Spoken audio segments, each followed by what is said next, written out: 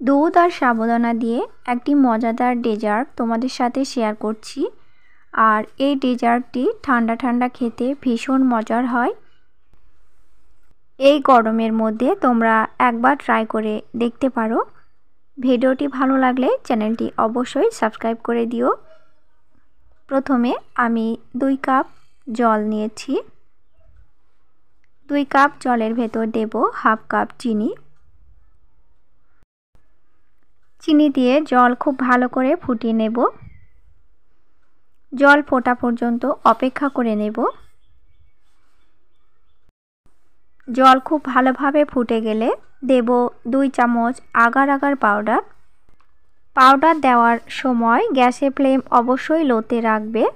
জল ফুটন্ত অবস্থায় পাউডারটি দিলে জমাট বেঁধে যাওয়ার সম্ভাবনা থাকতে পারে। খুব ভালোভাবে পাউডার মিশে গেলে গ্যাসের ফ্লেম বন্ধ করে দিয়েছি। আর গরম অবস্থাতেই একটি পাত্রে ঢেলে নিচ্ছি। 3 ভাগের 1 ভাগ ঢেলে দিচ্ছি। এরপর দেব এখানে রেড ফুড কালার। ফুড কালারটি দেওয়ার পর একটু মিশিয়ে নেব। নাড়াচাড়া করে খুব ভালোভাবে কালারটি মিশিয়ে নিয়েছি। এক সাইডে রেখে দিচ্ছি।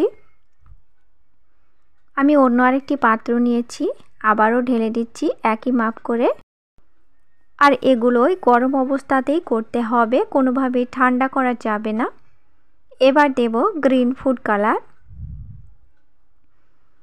একইভাবে আবারও খুব ভালোভাবে কালারটা মিশিয়ে নেব। তারপর এক সাইড করে রেখে দেব। বাকি যে জলটুকু আছে সেটা এবার আরেকটি পাত্রে ঢেলে নেব।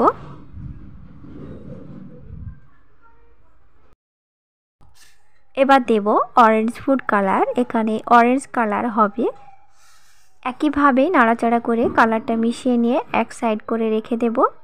3টে উপকরণই আমি নর্মাল ফ্রিজে 10 মিনিটের জন্য রেখে দেব। 2 কাপ জল দিয়ে 1 কাপ সাবু সেদ্ধ করে নিচ্ছি। চাইলে সাবুটি আধ ঘন্টার জন্য ভিজিয়ে রাখতে পারো। অনবরত নাড়াচাড়া করে সাবুটা সেদ্ধ করে নেব। এবার একটি ছাঁকনির সাহায্যে ছেঁকে নিচ্ছি। 2-4 বার ঠান্ডা জল দিয়ে সাবুটা ধুয়ে নিচ্ছি। এদিকে সাবু সেদ্ধ হতে থাক, চলো অন্যদিকে মালাই বানিয়ে নিই। মালাইয়ের জন্য এখানে নিয়েছি 1 লিটার দুধ। দুধ খুব ভালো করে ঘন করে জাল করে নিতে হবে। এরপর দেব এখানে হাফ কাপ চিনি। মিষ্টি তোমরা স্বাদ মতো দেবে, তবে খুব মিষ্টি কিন্তু ভালো লাগবে না খেতে। আর দেব এখানে 1 কাপ গুঁড়ো দুধ। গুঁড়ো দুধ অবশ্যই দিতে হবে, তাহলে এই ডেজার্টের টেস্ট খুবই ভালো হবে।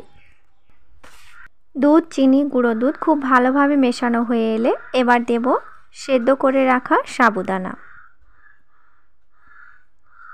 এবার 4টে উপকরণ খুব ভালোভাবে হাতার সাহায্যে নাড়াচাড়া করে নেব। 2-1 বার বলক উঠে গেলে গ্যাসের ফ্লেম বন্ধ করে একটু ঠান্ডা করে নেব। তারপর রেখে দেব ফ্রিজে। অবশ্যই ঠান্ডা ঠান্ডা পরিবেশন করতে হবে।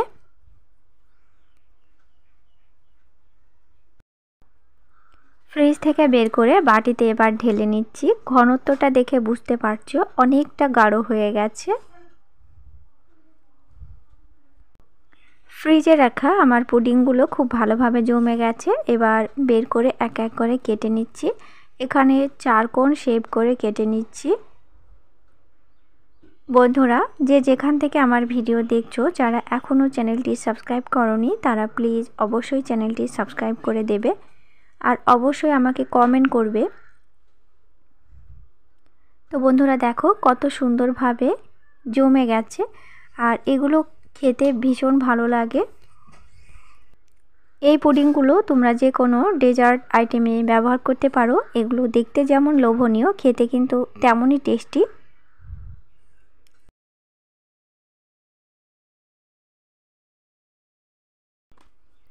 তিনটে উপকরণ একসঙ্গে ঠান্ডা মালাইয়ের ভেতর দেব, তারপর পরিবেশন করব। আর ঠান্ডা ঠান্ডা খেতে ভীষণ টেস্টি হয়, ভীষণ মজার হয়। অবশ্যই বাড়িতে একবার ট্রাই করবে। আর এই গরমকালে এই ডেজার্টগুলো খেতে ভীষণ ভালো লাগে। ভিডিওটি কেমন লেগেছে অবশ্যই আমাকে কমেন্ট বক্সে জানাবে। ভালো লাগলে অবশ্যই চ্যানেলটি সাবস্ক্রাইব করে দেবে।